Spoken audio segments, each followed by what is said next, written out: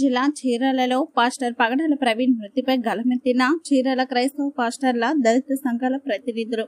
ఈ సందర్భంగా నీలం శామ్యూల్, మోజేష్, కంచల చిట్టుబాబులు మాట్లాడుతూ ఉభయ రాష్ట్రాల్లో పాస్టర్ పగడాల ప్రవీణ్ ఎన్నో సామాజిక సేవా కార్యక్రమాలు నిర్వహిస్తూ ఉన్నారు. ఆయన మృతిపై మాకు అనేక సందేహాలు ఉన్నాయి.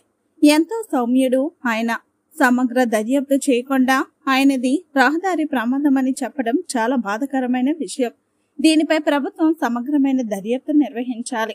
ఆదివారం సాయంత్రం 4 గంటలకు చీరాల గడియార స్తంభం సెంటర్లో శాంతి ర్యాలీ నిర్వహిస్తామని తెలిపారు.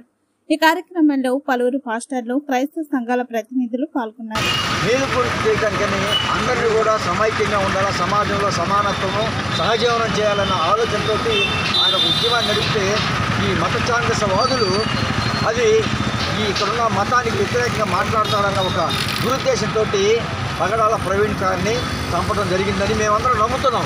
ఎందుకంటే అక్కడ జరిగిన సన్నివేశాలన్నీ కూడా అలానే ఉన్నాయి.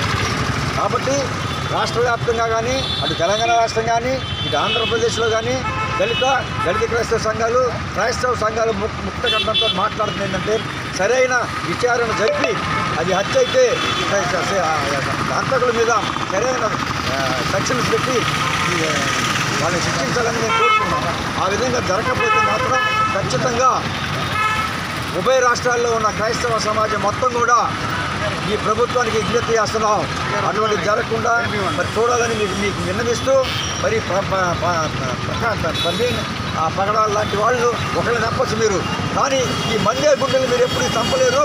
ఈ మత సంబంధమైన పద్ధతులు మానుకోకపోతే, సహజీవనం చేయకుండా ఒక మతాన్ని దూషిస్తూ మీరుంటే మాత్రం ఖచ్చితంగా మేమందరం కూడా తిరగబడే రోజు మీ దగ్గరకు వస్తానని మీకు విజ్ఞప్తి చేస్తున్నాం. రాష్ట్ర అధ్యక్షుడిని నిజంగా మన ఏదైతే పగడాల ప్రదీప్ గారి అనుమానాస్పద మృతి ఏదైతే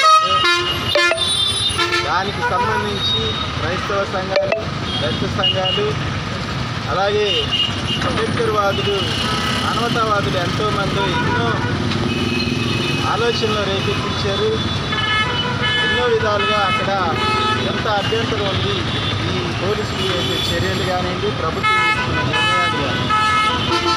నిజంగా ఇలాంటి దాడులు ఎందుకు జరుగుతున్నాయి కనుక మనం విశ్లేషిస్తే మీరు చూడండి, మొన్న పవన్ కళ్యాణ్ ఆవిర్భావ సభలో కానివ్వండి, చంద్రబాబు మాట్లాడిన మాటలు, లడ్డు విషయంలో మాట్లాడిన మాటలు కానీ ఏమండి, నిజంగా మిమ్మల్ని ఎవరు అంటున్నారు, ఎవరు విమర్శిస్తున్నారు? లడ్డుకి నెయ్యి ఎవరు తోలారు?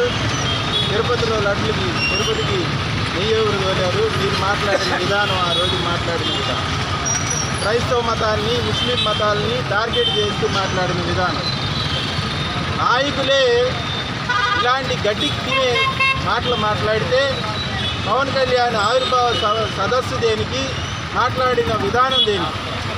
అంటే ఎందుకు ఈ విషయం చెప్తున్నానంటే, ఈ 2 విషయాల వల్ల ఈ హిందూ మతోన్మాదంలో ఉన్న ఉన్మాదులు ఎవరైతే ఉన్నారో ఆ ఉన్మాదులు చేసిన చర్యే ఈ పగడాల ప్రవీణ్ గారి హత్య.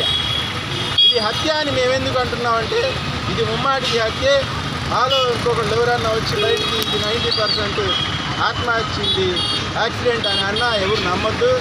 అది క్లీన్ చేయాల్సిన బాధ్యత ఈ రాష్ట్ర పోలీసుల మీద ఉంది. కానీ ముందుగా పాలకులు అనేవాళ్ళు మీ యొక్క మాటలు సరిదిద్దుకోకపోతే రానున్న ప్రతి ఎన్నికల్లో ఈ క్రైస్తవ సమాజం, ఈ దళిత సమాజం, దళితులంటేనే క్రైస్తవులు, క్రైస్తవులంటేనే దళితులు ఈ రాష్ట్రంలో గుర్తుపెట్టుకోండి పాలకులారా. మేమంతా ఐక్యతగానే ఉంటాం. క్రైస్తవులు, దళిత క్రైస్తవులు అందరూ కలిసే ఉన్నారు.